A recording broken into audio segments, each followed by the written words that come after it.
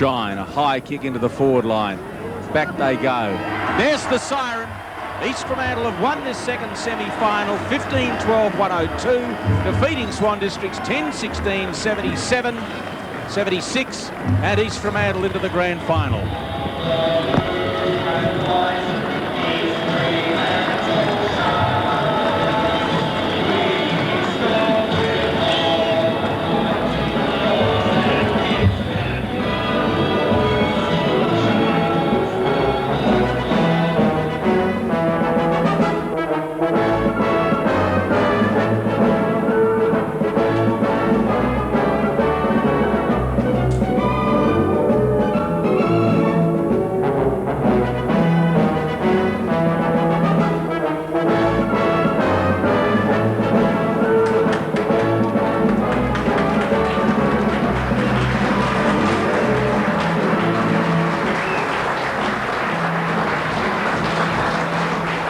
Good morning, everyone, from the East Fremantle Oval, the home of the Sharks. I saw a headline saying Alexander's ragtime band was successful. I think yesterday they became a symphony orchestra, and we'll talk more about that as the morning goes on. Let's have a look at the final scores, and that's how history will record yesterday's second semi-final, which was won in convincing fashion. East Fremantle 15-12-102. The Swan Districts 10-16. Wing, plenty of pressure on out there. Ellis pushing it forward there. Oh, there goes Kimberley. Wake just come on the ground because Turco's gone off after a heavy bump from Brad Shine. As down comes Rance and runs straight into Shane Ellis. Hetherington tries to come through. Ellis has to get rid of it. Johns goes through. Hetherington gone. Wilson thumped him. Players allowed to go on. Keith Narkle, left centre wing from the skipper. Gets around beautifully. Brennan battling with Kimberley. Brennan underneath. Neesham goes in. Green cleverly to Rankin. Rankin in turn to Redenstead. Good players. Redenstead is decked absolutely. They've complemented each other beautifully. East Fremantle are in there to stay, and they'll win the 1984 title.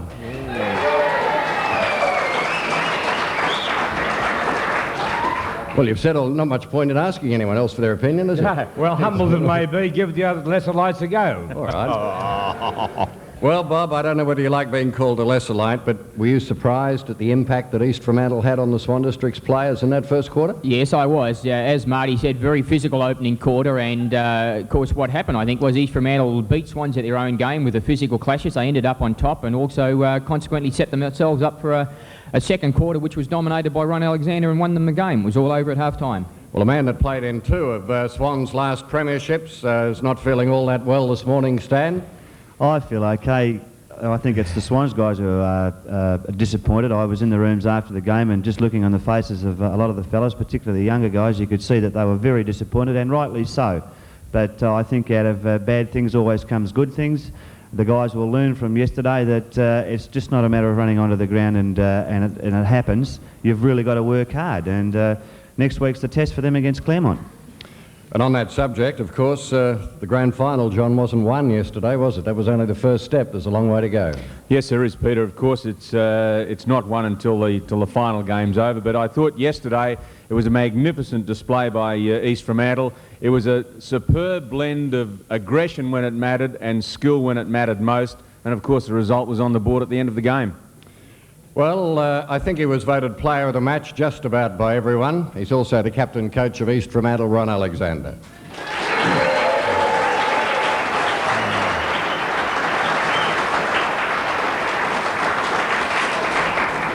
How tough was it out there? Well, it was fairly hectic, certainly in that first quarter and for most of the game, and I think that's the way football should be played, and both East Fremantle and Swan Districts accepted the challenge, and I think it was an excellent game of football, certainly from my point of view anyway. To the vanquished coach, and as I said, a long way to go yet, but in the three previous occasions they met this season, I think there was 5 points difference the first time they met. East Fremantle won down here by about 6 goals. Swans won at Bassendean by about 6. So in hindsight, they probably went in to yesterday pretty evenly balanced, but Toddy, you'd have to be, I think, disappointed with the attitude of some of your players, I would have thought. Peter, that's easy to say. I suppose everybody across the board had expected Swans to win, if you read the papers long enough and hard enough, you start to believe it psychologically. And I believe that a lot of the players fell for that trap. And when you take a line across the board with the two sides, there's nothing in the scores. Over 340 minutes of football, there was only 3 or 4 points separated the two sides. So we weren't, odds-on favourites to win yesterday. Our guys were a little bit softer than East Fremantle, and consequently they paid the penalty. And East Fremantle played a magnificent second quarter, and they thoroughly deserved their win. I don't think anybody, I'm sure, I don't think anyone would dispute that. I don't think you can. The East Fremantle players obviously last night celebrated a bit. I think some of them have got hangovers this morning. Here's Watsy down in the middle of them. Good on you. Thanks very much, Peter. Well, I was talking with one of the stars yesterday, Darren Bennett, and congratulations on a great game yesterday, Darren. Thanks, John. Tell you what, looking at it, 1982, represented West Australia in the Teal Cup, 1984, going to play in a grand final at full forward. What a tremendous rise it's been for you. Yeah, well, I thoroughly enjoyed yesterday, and I'm looking forward to playing again in 2 weeks. 7 goals. How's that? What were the full backs like? I won't make any comments on that. Hey? Hey, a very interesting thing, Peter. Darren used to barrack for South Fremantle, even though he's in the East Fremantle area. Is that right? When did you change? Oh, about 1981 when I started playing down here.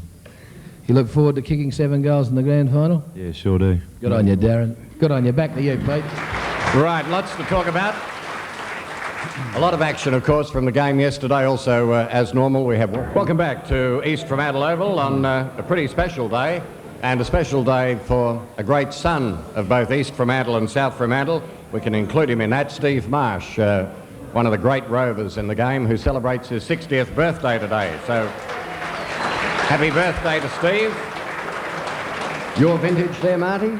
Yeah, my old opponent, old mate. Congratulations, Steve. I was going to be invited to his party today, but I never got a ring from Joy nor him. I don't know why, but I might be a blow-in later, Steve.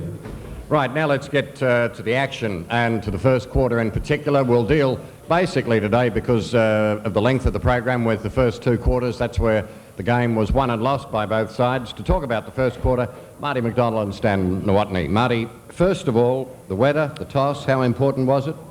Well, I don't think it mattered to either side. We all want to see a sunny day, and with the speeds and the skills would come out in both sides. But weather had its detraction, of course, as far as the crowd were concerned. But the players adjusted themselves beautifully, and I don't think it mattered much. But I think the big thing that shocked everyone was the attitude of both sides, particularly East Fremantle. The way they tore into the game, the bodily contact was absolutely magnificent. And John Todd, you must have been a bit taken aback with all your experience as a coach to think that East Fremantle would come out with such venom and apply so much bodily pressure to your side. And I felt, probably an unfair remark as far as you're concerned, as the day wore on, some of your big guns wilted slightly under that physical contact, and you never got full value out of 3 or 4 of your top players. Through that, right or wrong? Well, Marty, I wasn't surprised. Final round football is entirely different, and I expected the game to be played that way. That physical, did you? Sure, I expected it. You expect nothing less than that. As far as my own players, sure, we had a few off the boil. They didn't play all that well. I was at loose ends, really, to try and bolster some of the areas. When you take a line across the board, there was players that were, just not having a touch, and that could be contributed to East Fremantle's being aggressive and wanting the ball first. But still, we paid the penalty. When you look at it, the first quarter, I thought it was even. We withstood the pressure and we were there. The second term was where the game was lost. East Fremantle dominated the middle. They took the ball from the middle of the square and kicked 4 or 5 quick goals. From there on, we matched them again. And when you look at it, we outscored East Fremantle in 3 quarters, but lost the second quarter, and that doesn't win you a game of football. But that 15 minutes of brilliant play by East Fremantle by dominating the middle and kicking the goals virtually broke the game apart. Toddy, what did you say to your players before the game, in your pre-match address? What did you say?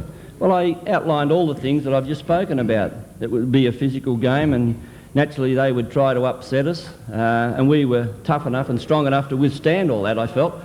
And I also felt that we had the experience to be able to settle after that and get into a flowing game, but unfortunately East Fremantle never allowed that, and consequently they played very well, and full marks to East Fremantle. I can't take anything away from them. They certainly played extremely well, but you know, I've got to admire the guys at Swans. They certainly took a lot of punishment. You know, Kim Hetherington broke his leg and Peter Ware broke his hand, and Tom Malloy has got a suspected ankle injury. It was pretty bad. But never ever did they give in. They kept at it and they tried all the way through, and then on the credit side they outscored East Fremantle in the last half. So, you know, it was about 20 minutes of football. East Fremantle absolutely dominated the game. Toddy, a move that I found a little bit strange to interpret was Caton starting off on the bench and Ron Boucher going to full forward. I would have thought with the conditions yesterday where the ball was going to be on the ground, a player of Caton's mobility and speed and skill would have been of more value than Ron Boucher at full forward or in that forward pocket area. It's always wise to sit on the outside and look in, Stan. You know, you've become a typical critic, haven't you? Yeah, these guys have helped me along quite a lot. They've been really good. With Caton, it was his very first final. He was very nervous, and consequently he's lightly framed, and the weather was pretty hectic at that stage. It was blowing and the rain was there. And I felt that with Boucher's strength, maybe if we could get the ball down quickly, he would complement Hutton. That wasn't the case. It's worked in the past. It didn't work yesterday. But with John Fogarty, people will say, why was Fogarty on the bench? It was just unfortunate that Fogarty was ill and wasn't at his best, and he was... well, we felt that he'd be value in the 20. As it turned out, when he did come onto the ground, the true competitor that he is, he really got on top of all of it and played very well. John, you mentioned the fact that Boucher's in the forward pocket, but you surprised me, and I think you might have surprised Ron, when he went up in the ruck work. Obviously wasn't fit, and a fit man, you know, can't see a game out, but his judgment was astray, and you must have thought it was a luxury getting the knockouts, Ron, because you had a field day early in the ruck and did extremely well, and I thought outgunned the big fella completely. Well, I was certainly happy to be winning the knock. Perhaps Ron Boucher wasn't at his best, and you know, everybody wants to slate him, but I'm sure he gave his best shot, and we'll certainly do better than that. But we don't mind who they put up. We have to beat whoever they've got at the centre bounce or anywhere else, and we're looking forward to our next game. Hey, Ron, I remember going back a few weeks ago, we had Murray Renstead on the show, and he claimed that you were getting a bit slow and this and that. I wonder, Watsy's over there with him now, I wonder if he's changed his mind. Do you still have the same opinion? I'm glad you mentioned that, Pete. Murray, he spent quite a bit of time with the makeup lady. He looks as though he's been crayfishing all night. You got fined $50 this morning. What's that all about? Oh, I made it a bit late to training, mate. A bit late to training? What were you doing last night? You didn't play that well. I had a few beers, but, you know, just slipped in. OK, now let's get down to the hard tack. Going back earlier in the season, you said Ron was a bit slow and he'll be lucky to hold his place in the side. Now what do you reckon? Actually, I can't say too much grand final. I want to get a game, so... What do you think of the game yesterday? You got a couple of knocks, bad knocks, as we saw on the replays there. Well, it was a hard game. It was a real good game to play from our point of view. You know, we played really well as a team, and not only taking anything from Swans, you know, they played well too, and just thought, don't know. Who do you reckon? Don't get nervous. It's all right.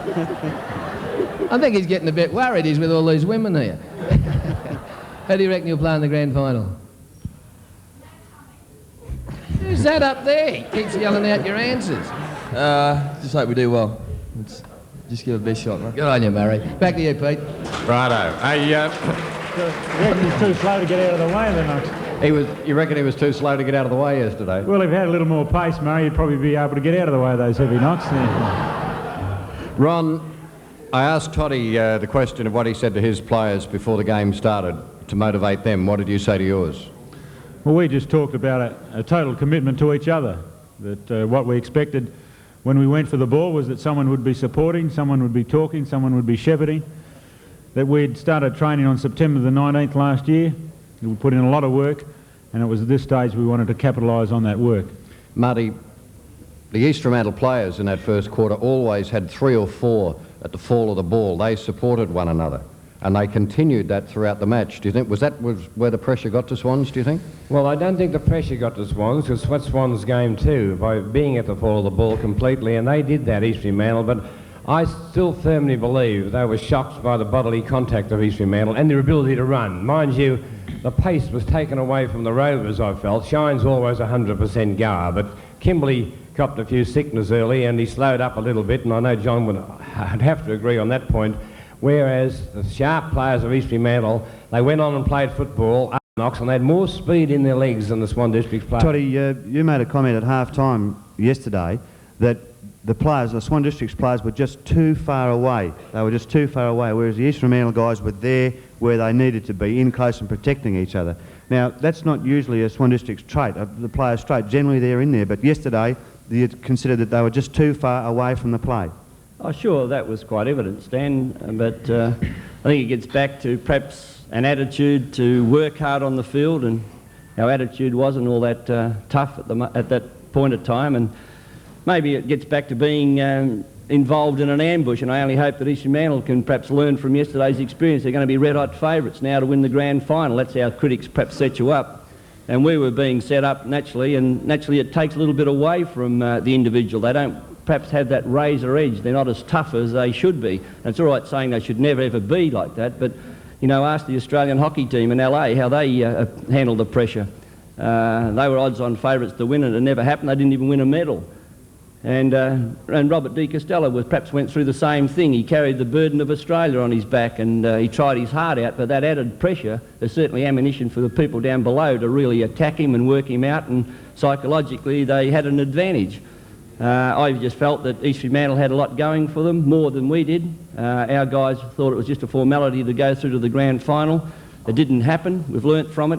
We'll rebound. I was wondering whether or not the media was ambushed by Toddy. We'll talk about that. Well, there was no shortage of action, certainly, in the first half at Subiaco Oval yesterday. It began with the first bounce. Let's pick it up right now. Swans a goal. East Fremantle are behind. 5.5 minutes into the first quarter. Johns with the tap. 7 is Shine coming through and cleverly getting boot to ball. Hutton almost. Opportunity for Holmes again. Back goes Shane Ellis. He's pulled off the ball. Shovels it out the back door though. East Fremantle scramble the ball up towards Kickett. And Roger Kerr there as well. He and Kimberley collide once more, and Kimberley decides he's had enough. He's been decked twice in the opening 5 or 6 minutes of play, and Roger Kerr came in to try and give him the third one. And Barry Kimberley says, that'll do, fellas. Not a lot of players, John, with long sleeve Guernseys on. Silly, isn't it? In these conditions. Like so it's thrown in on Swan's right half forward flank almost. That's Kimberley. Kick smothered. Knocked backwards by Brennan. Kimberley comes back again. I think his kick may have erred on that occasion. And it's out on the full. Yes, Barry Kimberley in all sorts of trouble in the opening minutes. He's very tough, Bob.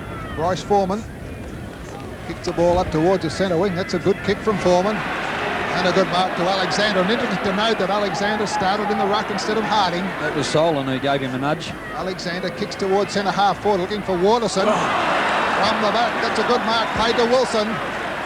Peter Wilson came over the top of Waterson. Now he goes out towards a full forward spot. Plenty of blue and white jumpers. Guys, Bennett! Young Bennett in front playing in his first semi-final. Drags down a beauty. The 175-metre, 19-year-old youngster is only 30 metres out. There's the replay. A great way to start the second semi for Darren Bennett. Just pull it in, a one-hander. Now he's kicking towards the Subiaco end, and the goal here would give him plenty of confidence. All eyes on the youngster. There he goes. He split the centre, and full points to the Sharks. As you say, that'll be a great boost to his confidence and the East Fremantle side, because throughout this year, the 3 games, both sides have scored 52 goals in the 3 appearances. There he gets a lot of encouragement from Stephen Green. Nice. Very big player, Bennett, and they just need to get the ball down there very quickly. He's opposed to a very experienced player in Tom Maluli. Love to see him play on a wet day. So East Fremantle are a point in front. 1-1 to a goal. Alexander. Over the top went Johns. Opportunity for Renstead. Kick luckily probably will fall for Stephen Green. He's pulled off, and this allows Outridge into kick. Outridge has put the ball down the forward line. Out comes Foreman, read it well, and Hutton got a hip and shoulder to go on with 2, and Foreman's been penalised for holding the ball. And Holmes indicating that he's going to kick it long. Same position as before. Holmes, 55 metres out. Oh, it's a lovely long kick. Boucher there to try and shepherd it through. But unfortunately for Swan Districts, it was touched. So it's all even at the 9-minute mark in this first quarter of So at the 13-minute mark, it's Swans 1-2, East Fremantle 2-1. Thrown in the left full forward pocket. Danger here for East Fremantle. This is Holmes. He's gone. Kerr swings him to the ground and gets yet another kick. That's his second great tackle. And this is the most physical I've ever seen Roger Kerr. He's on the 50-metre line. The kick's not what it ought to be. Wake just come on the ground because Turco's gone off after a heavy bump from Brad Shine. As down comes Rance and runs straight into Shane Ellis. No kick. Boy, and I don't think, as I said, I've seen a more physical game than this as Hetherington tries to come through. Ellis has to get rid of it. Johns goes through. Hetherington gone. Wilson thumped him. Players allowed to go on. The hand pass comes out to Holt. He blazes away into the right full forward pocket. An opportunity for Bennett. Got to get away from Maluli. Hooks back with the right foot. It's a high kick. In fact, it went all the way out to the 50-metre line. Richardson thumps it away. Back comes number 40, Christie. He pops it to Rankin. Rankin now launches another attack for East Fremantle, and that's a lovely pass straight onto the chest of Colin Watterson. Well, it's the East Fremantle side that's opened up, applying the physical vigour, and at the moment they're unsettling Swan Districts. Well, all in the laws of the game. They used the body there, and they've done it beautifully. Colin Watterson now about 30 metres out. Can he bring up another full pointer? 2-1 East Fremantle, 1-2 Swans, 15 minutes in. Subiaco end, I think he's put it out to the left. He has 1 point only, a bad miss. Yes, East Fremantle can't afford to frit away those sort of opportunities. They're kicking into the breeze and doing it very well. 2-2, 1-2 Swans. Tom Maluli goes long out towards the outer side. Good kick right out towards the flank. Nobody can pick it up. Stephen Green can. Boots it back towards the pocket where the ball has gone out of play. So let's recap the score. It's 16 minutes into the first quarter. East Fremantle at 2-2-14. A very good opening burst for them. Swans are 1-2-8 and goals at a premium. And one of the most physical second semi-finals I've ever seen. Down goes Watterson. Neesham is there as well. Renstead is 32. Neesham pulled off the ball and umpire Bucky will bounce. Number 19 there for East Fremantle's Peter Wilson and is right on the 25-metre line. Johns gets the big thump. Cleverly knocked on by Skorowski. Murray Rance is caught. Got the hand pass to Richardson. Richardson in turn to Skorowski, who scrambles a kick into the path of Narkle. Narkle cleverly on to Shine. Shine to Langsford. Langsford a long kick into the forward line. Hutton underneath that. Knocked away from him. Satori caught. Fogarty, who's on, goes for a biff. Forgot the ball completely as the hand pass comes out. This now then is Browning. Browning thumps it high. Neesham gets a clip over the ear, and Wake has taken the mark just forward of right centre wing. Kevin Wake goes quickly on with the game out to Holt. Plenty of pressure on there. The backup from Wake. Slipped over at the wrong time. Neesham gets it back to Langsford. Gee, this is non-stop football. Keith Narkle. Left centre wing from the skipper. Gets around beautifully. That's a free kick where it lands, I think it is. Gee, lucky, I thought. I think it was, yes, a little bit lucky. Satori's going to take it. Thought he hit him just as he kicked the ball. And Rankin's not that sort of player. That was within the rules, I thought. A little bit technical, but he's got the kick, Satori, and he'll kick from 30 metres out. Yeah, unfortunate, that one I felt. Towards the Subiaco end, Peter Satori taking plenty of time, and he's only put it through for the minor score. And interesting to note that John Todd brought Gavin Outridge off and has brought on John Fogarty, a player who apparently has been sick in the last 24 hours. Who's also a physical player and ideal to this sort of, ideally suited to these conditions. Well, quarter-by-quarter scores there tell the story. 2-2 to East Fremantle at quarter time. Swans 2-5.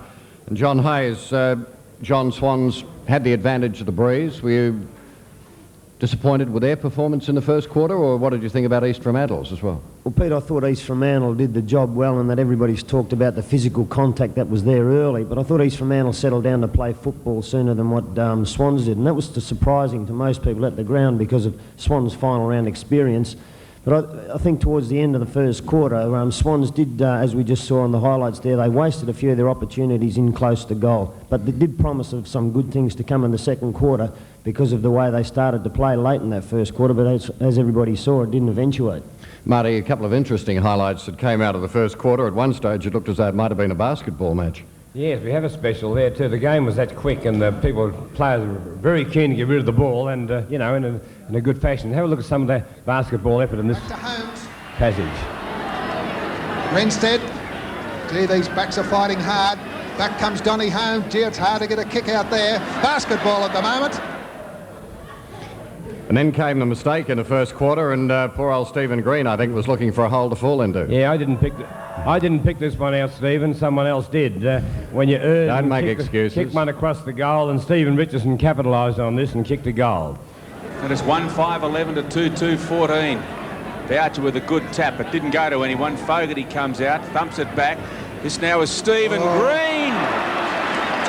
Oh dear. And that's the second time Stephen Green has kicked poorly. Just prior to that, he centred a ball high, gave Fogarty a chance, and on that occasion has left the way open for Swan Districts to kick a much-needed goal with this breeze. Here's the replay, and just have a look at Stephen Green. He's just kicked the ball wildly with the left foot, straight across goals, and Richardson a mile on his own. There's special comments from Ken McCauley too, Stephen, giving me a big rubbish there. Well, that was fair enough. Don't complain about that. One of the most important parts of a game is bodywork, and we saw some tremendous bodywork in action yesterday by players on both sides. Welcome back to East Fremantle Oval and our coverage of what happened yesterday in the second semi-final, with a reminder today that apart from our viewers through the Golden West network in the southwest of the state, around about 12:30 we'll be going to the Melbourne Cricket Ground for the elimination final over there between Fitzroy and Collingwood. Well, the highlights of the second quarter of yesterday's second semi-final, I guess you could say, was probably one of the best quarters that Ron Alexander's ever played in his long and rather illustrious career. And so he'll never forget what it was like. Ronald, this is just for you.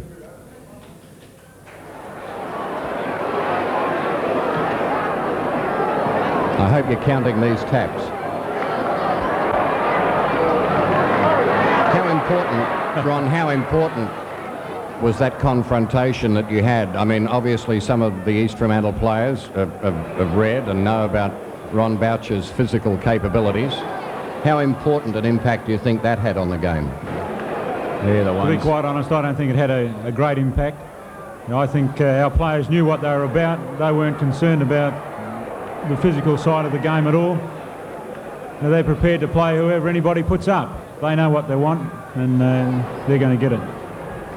There was certainly plenty of pressure applied in that centre square in the second quarter, and obviously all the marks went to East Fremantle.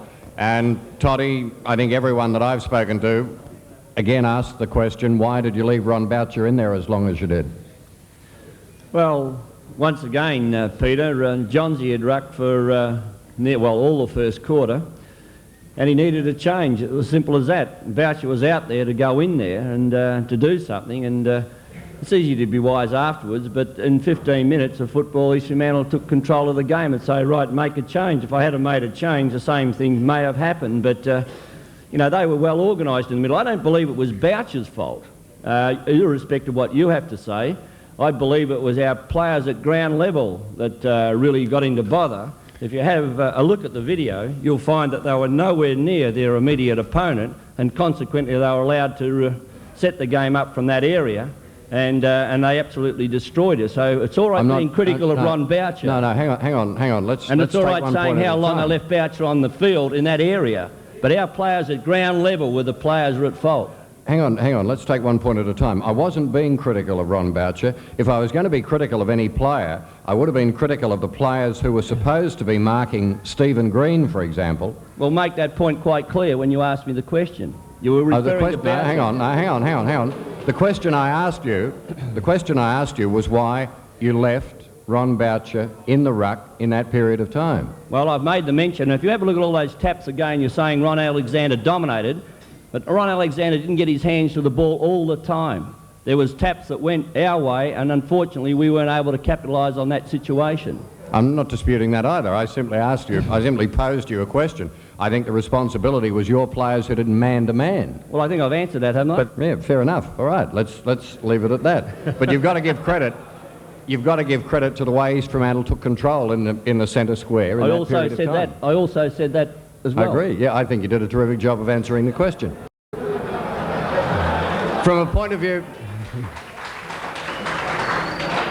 From the point of view of the bodywork that was carried out not only in the centre square but right throughout the first and second quarters, one of the key players in that, John Rogers, I think, was Shane Ellis.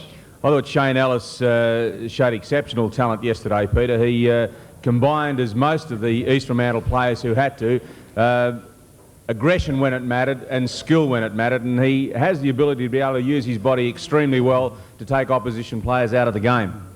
Here's Watsy talking to him. Well, I'm glad we're sitting down here, Shane, not up there with the fisticuffs, but it was... You were amongst it yesterday, and congratulations. You had a great year this year, haven't you? I've been quite happy with the way the season's come about. Looking at the game you played yesterday, you seem to be moving from the half-back line right up over the centre line, the half-forward line. Is this designed that way, or is it just your attacking, aggressive style of play? I was just designed to keep an eye on the Swans runners as they were coming out of defence, really, just to stop them breaking away as they normally do. Because you took numerous hand passes and that from your centre line players to drive it hard into the forward line. Do you feel that Swan Districts had their back line was as tight as they could have been because players didn't come up to meet you? They let you do it practically what you wanted to do. It was just lucky it turned out that way on the day. Things were played fairly hard, fairly tight. And we were lucky we had the run on the ball on a few of the occasions there and worked hard for most of the day. Were you surprised in the second quarter when East Fremantle were able to boot 8 goals and take it right away from Swans? Probably not surprised, but I'm glad it turned out that way. And how do you reckon you'll play in the grand final? Well, we're not overly concerned. Obviously, we've got to work out... we put a lot of thought into yesterday's game, and we're going to have to wait and see who we play first before we can really start to finalise our plans. Who would you rather play?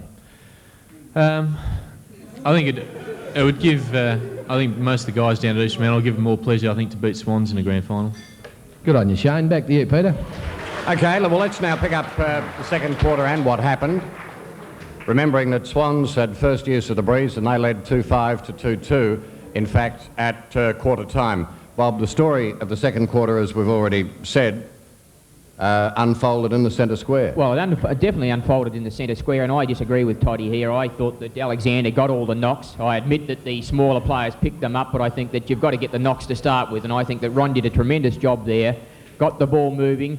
They kicked 6 goals in 12 minutes, had the game shot to pieces by that stage, and I think it was about 14 and a half minutes into the first quarter before Swans got the ball across East Fremantle's half-back line. And I think that was evident of the supremacy they had across the centre. And I think that was all Ron Alexander's doing, and I think he should be complimented for that quarter of football which gave East Fremantle the victory.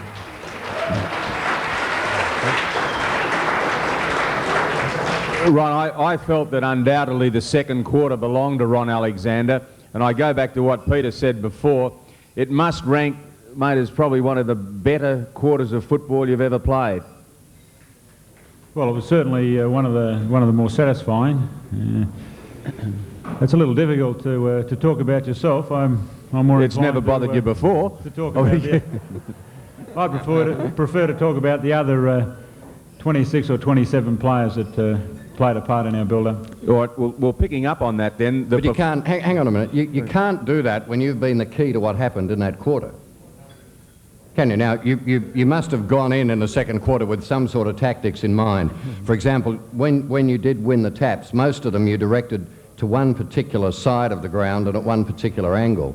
And we've had a few words there with Toddy, and he tends to disagree with some of the people up here as to where you tapped it and how easily that ball came out of the centre. Now, you must have gone in there with that plan.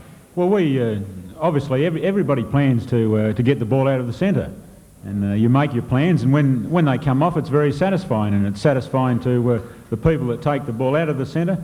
And it's satisfying to you if you happen to get your hand to the ball and it goes in that particular area and the ball carries away. Now, we were certainly pleased with the way it came into the centre on most occasions, and you know, the moment we lost concentration and Swans got themselves together, they took a few out of the centre. So it's a matter of concentrating on it and working to a plan.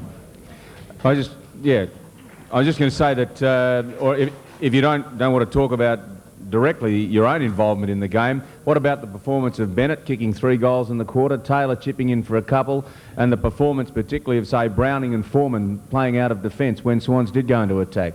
all contributed. I think the whole side responded to the example that was set at the centre bounce downs.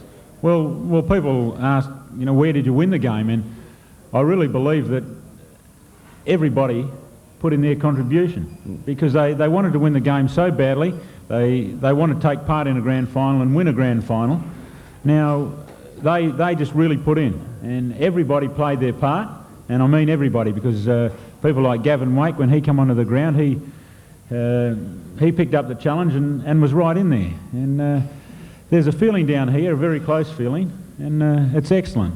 We had Harry Neesham speak to the players on Tuesday night, and he stayed around after our dinner, and he was looking at some old premiership photos, the 79 premiership photo.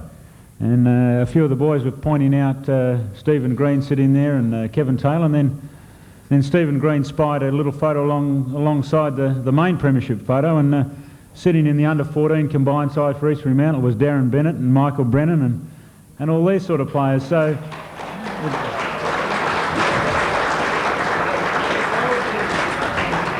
and a couple of others were there, and they were having a bit of a laugh and joke about that and talking about sitting in a photo together in the one that counts.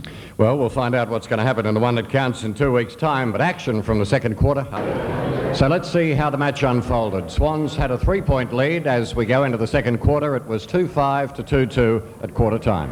Ready to start the second quarter of the second semi-final after a great grueling first. East Fremantle kicking to the left towards the city end, and Boucher's on the ball. Gets the first tap, goes towards Neesham. Centre of the ground, Green brings it out to Browning, another kick. Browning towards half forward. Two players waiting out there. Oh, Watterson again to Taylor.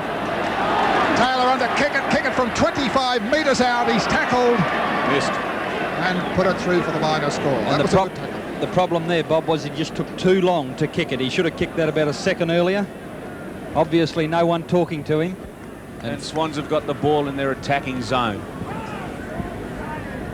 Satori with the tap. This is Kerr, taps it out to Green. Green, a high kick. Rankin waits for it to come down. Is claiming the mark. Don't really think he held it, but he would have got a kick anyways. Now Kerr has it on the right wing and bursts into East Fremantle's forward line. Roger Kerr, a long kick towards full forward. Renstead comes out with the ball, dribbles it towards full forward. It's rolling, and it's full points to the blue and whites.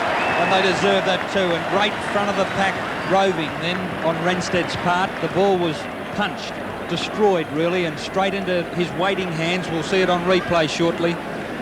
There he goes. Accepts it. A mongrel type of a kick, but look how truly it rolls. Nobody in the square for Swan Districts. And then in the end, one of those easy goals. Because Alexander got that tap. This is Narkle, Skorowski, Boucher, hand passed it to Alexander and just slung him. Alexander didn't have the ball. Watterson goes high. Opportunity for Taylor.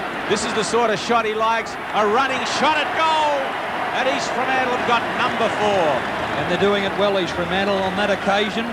Taylor has done exactly what Renstead did a minute or two earlier, and that is read that spoil, placed in front of the pack, and kicks truly. And that's Kevin Taylor's second goal for this game. He kicked their second, and now he's kicked their fourth. So East Fremantle 4-4. Here he goes, brushes aside the Swan District's defender, steadies, and kicks truly. Back to Green, to Kerr. Oh, a scramble in the centre there, but play goes on to full forward. He missed. So right, left and centre, there's hooks going there, but East Fremantle got the ball. And while that's happening, Darren Bennett has taken a mark well inside the 50-metre square with a chance to kick East Fremantle's third goal in this second quarter, and we've only played 6.5 minutes. Well, it's certainly on out there as the kick from young Darren Bennett towards the city end of the ground looks pretty good. And another goal to the blue and white Sharks. As now it's Swan's turn to mount an attack through Barry Kimberley. Left foot looking for Hutton. Knocked away though by Browning. Browning follows up, having a brilliant day today. Magnificent hand pass to Rankin, who scrambles it into the middle of the ground. Watterson overruns. Hetherington taps on. Renstead comes through. He's hit. Stephen Green. Wake is the target, and there he is. They've got the loose man. Wilson, if he wanted to use him, but didn't. So a long kick from Wake into the forward line. A chance for Kickett. He's around. Left foot shot by Kickett. Oh, it's raining goals at the moment, and East Fremantle have got their 6th. And what a magnificent piece of play once again. And that's 4-2 in the opening 8 minutes of play in this second quarter. Have a look at Kickett. Graham Kickett avoids Gerard Neesham onto the left foot. Magnificent play. So East Fremantle at the moment running right away. 8.5 minute mark, and the player doing all the damage is the big fellow in the centre, big Ron Alexander, the oldest player on the ground, played 281 games, and he's getting that ball out the centre time and time again. There he goes again. Backhander, can't get it out. Allowed to play on.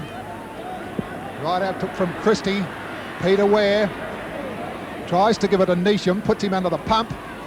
Gee, sidesteps brilliantly, doesn't he? Neesham gets out of it towards the far flank and taken there by Don Holmes. He's so underneath cool. the scoreboard, out of side. Donny Holmes, a long kick to half forward. Browning's in front. Has he taken the mark or the free kick? This fellow's playing tremendously in that back line. It's a tower of strength. Right half back flank. Clinton Browning kicks towards the centre wing. Plenty of players in it. Roger Kerr comes towards the half forward line. Chance for Rankin. Rankin goes inboard looking for Bennett. Oh, Millie took a screening on Bennett. He's on his feet. Can't get his foot to the ball correctly. Goes across the face of the goal. A chance for Holt. And he's clipped around the air and will take the free kick. Now that scoring opportunity has been set up by some magnificent recovery from Darren Bennett. He almost took the impossible mark when he dropped it, straight up on his feet, and he's enabled that ball to be kicked in a very awkward spot now. Well, at the 10-minute mark, Glenn Holt's got it, usually a backman, but he's kicking now from about 40 metres out. City into the ground, taking deliberate aim, and he has put it through, I think, for another one. Again, Ron Alexander versus Ron Boucher. Alexander tapping the ball back cleverly as he's done yet beautiful. again. One wonders when Swans will wake up to this as Wake drives it long. It's over the pack, rolling. Oh, I think the wrong side. Goodness me. What attack they're doing, and it's all happening in that centre square. Ron Alexander rucking the best game of his life. Ron Alexander, you'd think he was 15 years old the way he's going on there. As that's Langsford with the ball on the 50-metre line. Langsford to the left centre wing. Swans trying to get something mounted as Boucher thumps it on into the path of Holmes. Holmes gets the call from Narkle, who's forced to soccer off the ground. This allows that man Browning in again, who's kicked his leg off almost. As Taylor launches, tries to knock on, can't. Ellis puts the tackle on Langsford. They're in trouble as the long hand pass from Wilson finds Kerr. Kerr ducks through, can't get to his feet, puts the ball to the ground. Then Peter Ware, who was on him like a panther, has got the kick. The hand pass to Solon. Solon goes into the middle. Race on here now. Holmes tries to go for the ball, but in the meantime he's interfered with Michael Brennan, and Brennan will take the kick backward of right wing. Brennan brings it in towards centre half forward. Non-stop football by the blue and whites.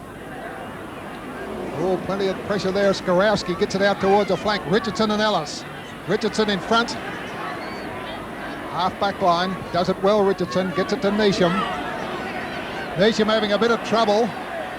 Oh, does it cleverly to Satori. Satori back to Richardson, who's backed up well. There's his kick to centre half forward, looking for Hutton, who hasn't touched the ball yet. In front of him, Bryce Foreman, who takes the mark. Well, the marking power of this East Fremantle backline's to the fore. Plays on quickly, puts it down towards Wake. He came off the bench and he's done it well since he come on. Left centre wing, puts it high to Holt. Holt second grab, no, play on. Ellis has got it. Boots it towards full forward, Taylor! Oh, they can do nothing wrong, the blue and whites. They're rattled at the moment, Swans. They really don't know where to go. And what a good mark from Squizzy Taylor on that occasion. Took it out on the fingers, and the ball must be slightly greasy. There he is, about 35 to 40 metres out. He's kicked two. The left footer lining it up. Kicking to the city end. Look at that one. Full points. Well, this is champagne football from East Fremantle. That is they've scored in the opening 13 minutes of the second quarter. 6 goals, 3. Swan Districts have not added to their quarter-time score, and it's just all go. But what tremendous attack they're getting from that half-back line. A chance for Rance on the 50-metre line. He's tackled hard. Hutton puts it into forward. Great battle going on with Johns there right on the line. It's still in play. And the umpire has pulled it up. And it's on the 25-metre line, and that's silly play by Johns. He's going to lose the advantage perhaps of the throw-in. And once again, East Fremantle the opportunity to bring it out through Harding. He threw it into the crowd in anger because he thought he should have got a kick. The umpire hadn't given it to him, so he's wasting his time as Waite claims the mark. Not paid. Through they come. Whoa, physical stuff at the moment. As finally the hand pass comes from Holt to Kerr. Kerr, left foot kick into the forward line. Taylor in front. Skorowski over the top almost. Watterson to Wilson. Wilson whistles it into the forward line. They all went. A chance for Bennett. Right foot snap from Bennett is a beauty. Well, Darren Bennett's kicked his third goal. He kicked their first, fifth, and now he's kicked their ninth. And that's East Fremantle. Have a look at how happy the East Fremantle camp is. Just have a look at the quick play here. The big fella, he's very agile. Kicks the ball over that left shoulder, and that's their seventh goal. So the score at the moment, 9-5-59 East Fremantle at the 18.5-minute mark. Swans at 2-6. They've scored one behind only for the quarter, Swans. And East Fremantle lead by 41 points. Throw in. Boucher tries to go. Comes down to Skorowski. Going nowhere. And Boucher had a little dip that time at Harding while Harding was putting that tackle on Skorowski. Don't know that it was high, quite frankly. And Bill Skorowski, a player that we've seen play in defence most of his career. Gee, they need this. 19 minutes into this second quarter. Skorowski will kick from 35 metres out. Bit of an angle and a wet ball. There's the kick. Umpire right underneath it. He's put it through. And gee, you reckon the black and whites didn't need that. Well, you've got to take your hat off to Skorowski. He's a great final rounds footballer, and he's done it most off a half-back flank, but on that occasion he's kicked a much-needed goal for Swan Districts. This is Paul Harding now, bringing the ball back into play with a lovely pass to Shane Ellis.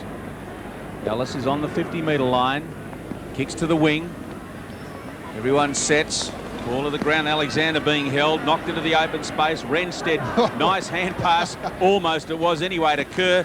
And Kerr to Bennett, who's being interfered with. And Bennett will take the kick. Isn't he quick for a big man? Like him. Haven't seen a lot of him, but talking to Ron Alexander last week, and he is a big rap for Bennett. And with justification, the lads kicked three. There's the kick. Long. Straight. Good shepherding, puts it through, and East Fremantle into double figures, 10 goals. And Darren Bennett, the big player. Well, that was the score at half-time. East Fremantle led with that match-winning, or as it turned out to be, second quarter, 10-9 to Swan Districts 4-7. So, Toddy, you've gone in at half-time with that sort of a deficit. What was going through your mind, and what did you say to your players? Help. Well, a lot of coaches have been in the opposite position. That's true. It's great to be down there. I think you've got to perhaps look into your soul a little and perhaps try and come up with a remedy. But I felt at that stage that it was going to be real difficult to get back into the game. If you put yourself in the East Fremantle camp, they're enthusiastic, wanting to play in a grand final, 6 goals behind. The rain was there, and it was really difficult. But I called on the players' pride to really, sit down and think about it and fight through difficult times. And I felt they did that. They really did apply themselves after half-time. As I said, they outscored East Fremantle in the second half. But to no avail. East Fremantle had won the game in the second quarter. They played magnificent football, and they thoroughly deserve, I've made mention of this before, they deserve to play in the grand final, and we're hoping to have another crack at them. Well, I think you probably will, but we'll get to that later on. Hazy, from your viewpoint, the second quarter, East Fremantle's ability to knock the ball on, to get it out in the open? Yeah, I think it was the little things, Pete, that that helped East Fremantle to keep the flow on going. The backup was always there. Their run was tremendous. I mean, the superlatives you can throw at all their players during the whole course of the second quarter are innumerable. But the one thing that surprised me from the Swan District's point of view was that the experienced players, and I think Toddy touched on it in the centre of the ground, but it seemed to be all over the ground. The experienced players didn't stop and do what you're taught from under 14s. Is when you're playing against a side that's got a run on, you stop and man up on one man, and that's where I agree with Toddy with their players on the ball. But it also happened in defence, where other than Tony Solan, who was only the only disciplined player they had, their players weren't punching from behind. The runners on the ball weren't coming up to meet the ball coming out. consequently, they didn't have confidence in one another, and East Fremantle, they were the ones running in and picking up the crumbs off the ground. And we saw Kevin Taylor, we're used to seeing Kevin Taylor doing the flashy things. I think he got caught up in the way that East Fremantle were playing as a team, and I think personally it was one of Kevin Taylor's best team games that I've seen him play since he's been playing down here.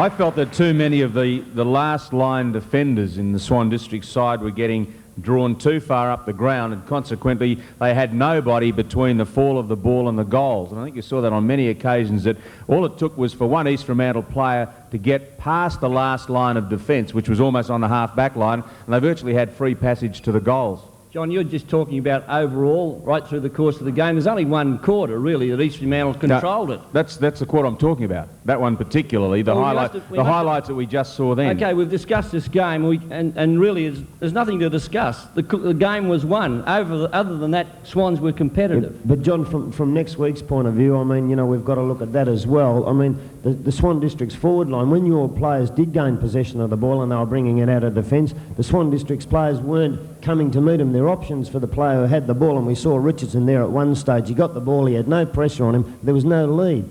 And then Foreman came from behind to take a mark off of Hutton. I mean, there was no urgency about Swans, which we've come to accept them. Sure, I agree with everything you're saying. Actually, I'm going to stick up for my guys. It was one of a pretty poor show, I must admit. Our forward line was disgraceful. There was nothing there at all. We had our opportunities when we went forward. The ball was in our forward line a lot of times.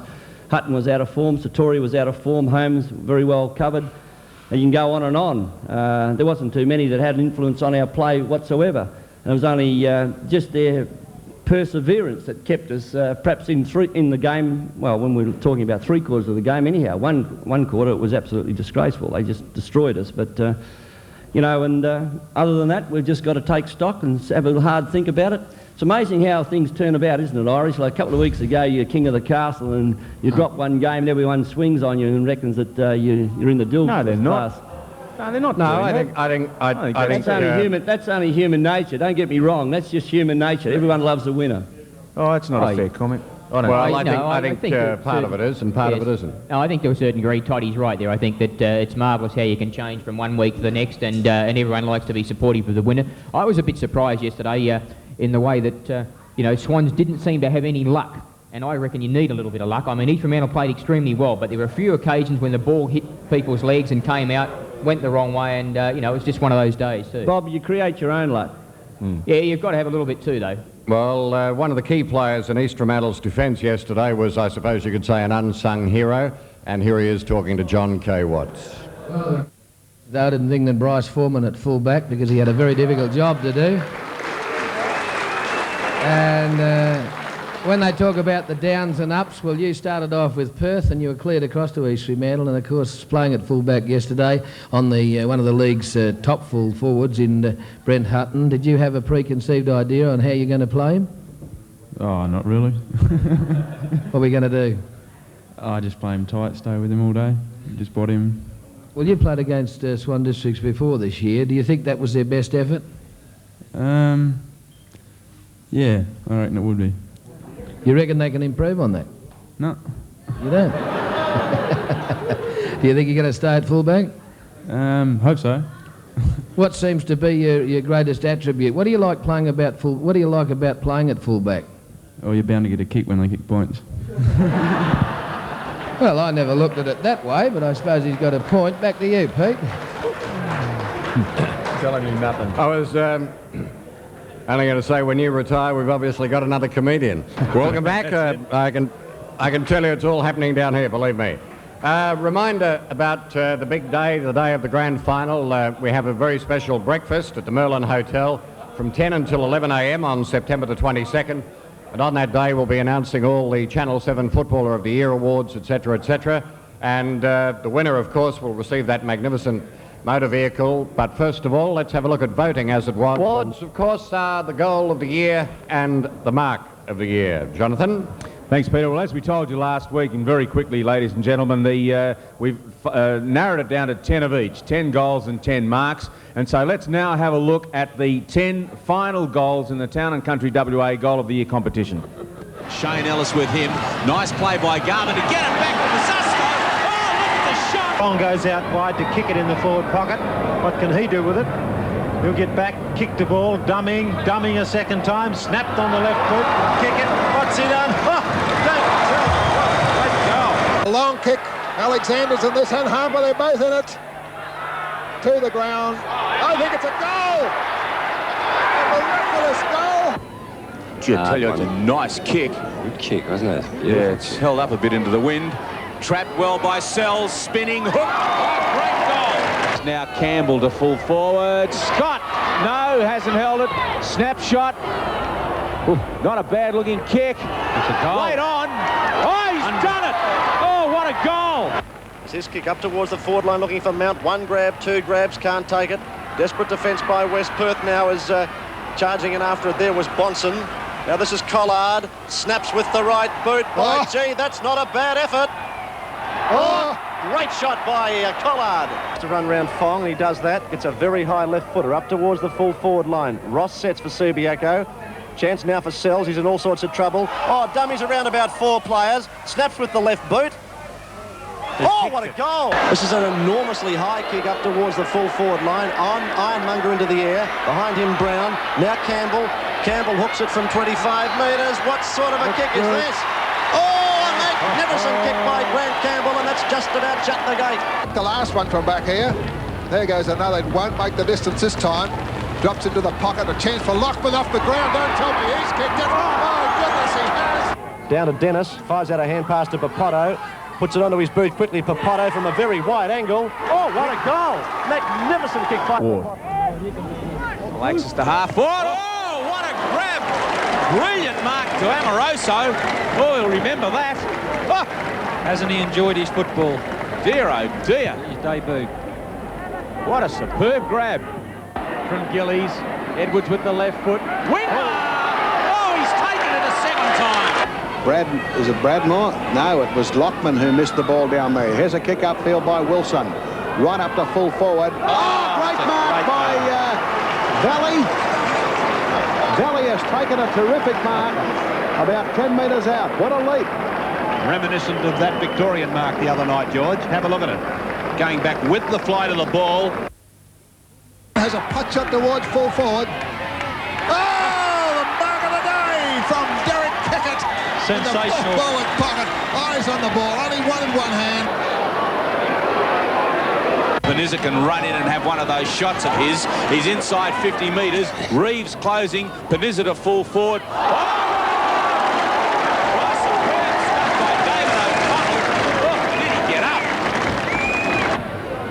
Towards full forward, Ware and Berry. Ware into the air. Oh, Peter Ware. Oh, tremendous mark then by Peter Ware. Flew high into the air. A great mark, about 20 metres out from goals. Here we are, we can see it on the replay. Ware right up, well over Ian Berry. And a great mark. Hutton's left foot kick working it around the boundary line. Kickett!